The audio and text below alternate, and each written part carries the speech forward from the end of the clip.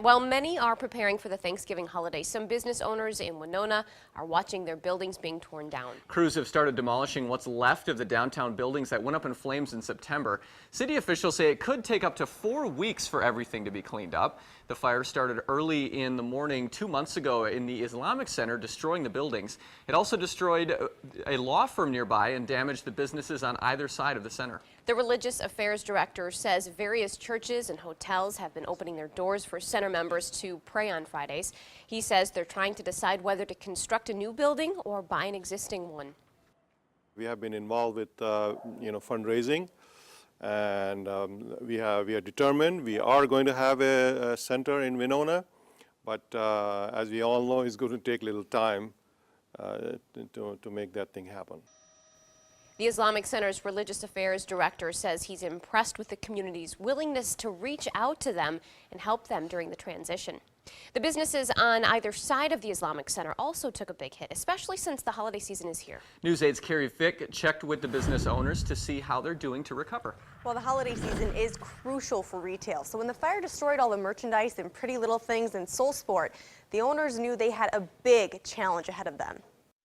Do you need a copy of your receipt? Amy Jo Marks is thankful to still have at least one cafe left. It's nice because some of the business shifted over here. Her other two stores, Blooming Grounds Coffee House and Pretty Little Things, have been closed since a fire destroyed the neighboring building and all of her merchandise in September. This is the worst time of year it could have happened because it was kind of fourth quarter is our peak season of selling, and so it's kind of a bummer. And not only is she closed for the holidays, but orders she put in for the peak business season are still coming in. It's not as fun like as it used to be to open up the boxes because we don't have anywhere to put it or, anything to do with it. So I don't know what, and it's seasonal, so it's like you can't try to go and sell that in May, Soul Sport was the other retail business destroyed by the fire, but the owner says they quickly found a new home right across the street and we're back in business in just more than a month. We've been really lucky compared to some of the other folks like Amy Jo over at Blooming Grounds that they're kind of in a holding pattern, so we've been lucky. While Soul Sports owner Tori Moore says their new location is only half the size, they're at least able to be open for the holidays. As any